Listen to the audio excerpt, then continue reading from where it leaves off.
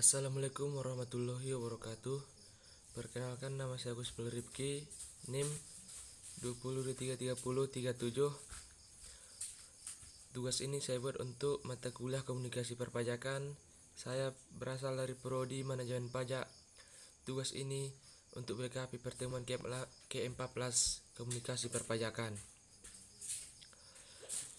Tugasnya yaitu presentasi tentang perpajakan. Nomor 1, pengertian perpajakan. Pajak adalah kontribusi wajib kepada negara yang terutang oleh orang pribadi atau badan yang bersifat memaksa berdasarkan undang-undang dengan tidak mendapatkan imbalan secara langsung dan digunakan untuk keperluan negara bagi sebesar-besarnya kemakmuran rakyat. Adapun pengertian pajak menurut para ahli, 1. Menurut Profesor Dr. Rahmat Sumitro SH merumuskan pajak adalah iuran rakyat kepada kas negara berdasarkan undang-undang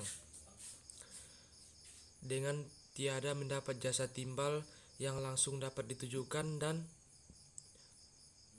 yang digunakan untuk membayar pengeluaran umum. Kemudian menurut Prof. Dr. PJA Andriani merumuskan pajak adalah iuran kepada negara yang terutang oleh wajib membayarnya menurut peraturan-peraturan dengan tidak mendapat prestasi kembali yang langsung dapat ditunjuk dan yang gunanya adalah untuk membiayai pengeluaran umum berhubungan dengan tugas negara untuk menyelenggarakan pemerintah. Kemudian yang kedua, fungsi pajak. Dilihat dari definisi pajak mempunyai fungsi untuk membiayai pengeluaran umum. Namun sebenarnya fungsi membiayai pengeluaran umum hanyalah salah satu fungsi pajak, sebab pajak memiliki dua fungsi, yaitu pajak penerimaan atau budgetair. Dalam fungsi budgetair, pajak berfungsi sebagai sumber dana untuk membiayai pengeluaran negara. Contohnya, penerimaan yang berasal dari sektor pajak mencapai 71,4% dari keseluruhan penerimaan negara pada RAPBN 2001. Kemudian yang kedua, fungsi mengatur atau reguler. Pajak berfungsi sebagai alat untuk mengatur atau melaksanakan kebijakan negara di bidang sosial dan ekonomi. Adapun contohnya itu pajak yang tinggi dikenakan terhadap minuman keras untuk mengurangi konsumsi minuman keras. Contoh yang kedua, pajak yang tinggi dikenakan terhadap barang-barang mewah untuk mengurangi gaya hidup konsumtif. Kemudian yang ketiga, syarat pemungutan pajak. Agar pemungutan pajak tidak menimbulkan hambatan atau perlawanan, maka pemungutan pajak harus memenuhi syarat-syarat berikut. Yang pertama, pemungutan pajak harus adil atau syarat adil. Pemungutan pajak yang adil berarti pajak yang dipungut harus adil dan merata, tidak pandang bulu, sehingga harus sebanding dengan kemampuan membayar pajak dan sesuai dengan manfaat yang diminta wajib pajak dari pemerintah. Yang kedua, pemungutan pajak harus berdasarkan undang-undang atau syarat yuridis. Di Indonesia, pajak diatur dalam Undang-Undang 1945 Pasal 23 Ayat 2. Hal ini memberikan jaminan hukum untuk menyatakan keadilan baik bagi negara maupun warganya. Kemudian yang ketiga, pemungutan pajak tidak mengganggu perekonomian atau syarat ekonomi.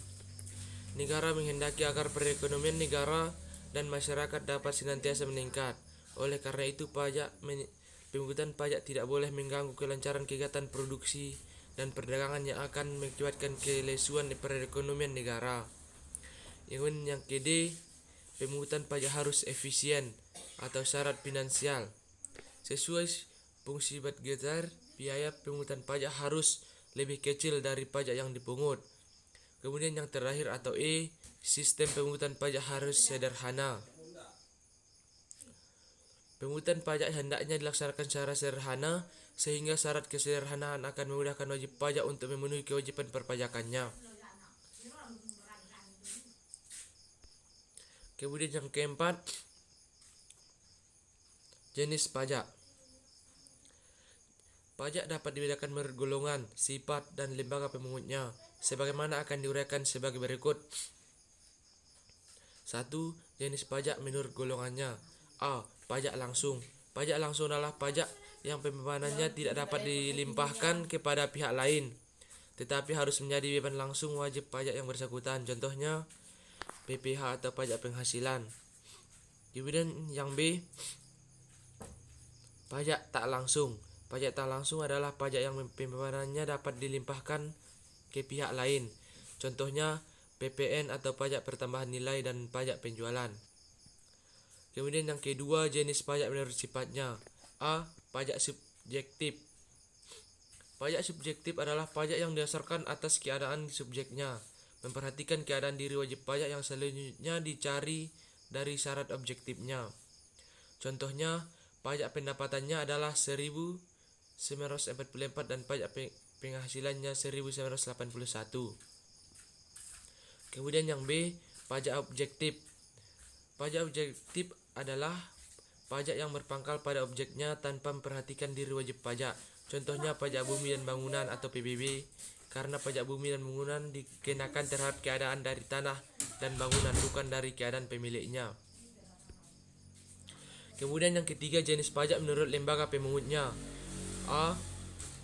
Pajak pusat atau negara. Pajak yang dipungut oleh pemerintah pusat digunakan untuk pembiayaan pengeluaran negara. Contohnya biaya materai, PBB, atau pajak bumi dan bangunan, PPh, pajak penghasilan, PPN, pajak pertambahan nilai, dan lainnya.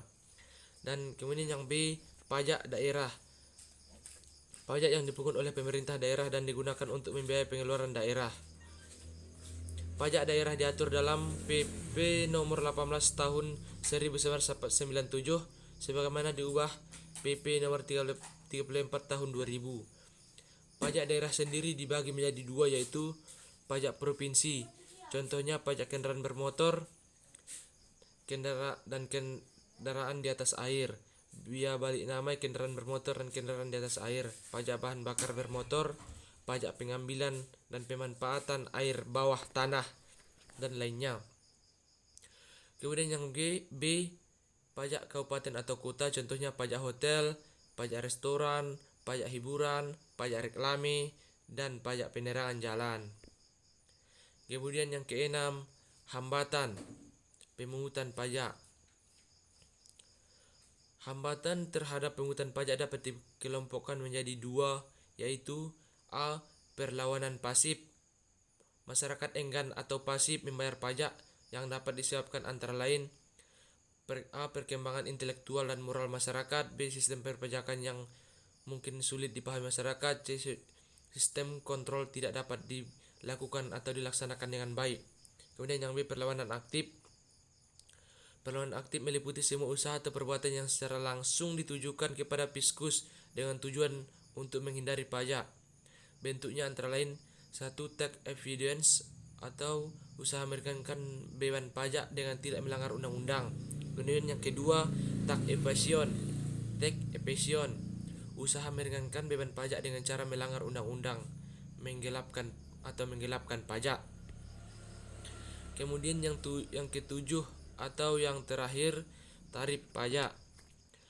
Tarif pajak terbagi dari 4. Ada beberapa, yaitu 1. Tarif sebanding atau proporsional. Tarif berupa persentase yang tetap terhadap berapapun jumlah yang dikenai pajak, sehingga besarnya pajak yang terutang proporsional terhadap besarnya nilai yang dikenai pajak.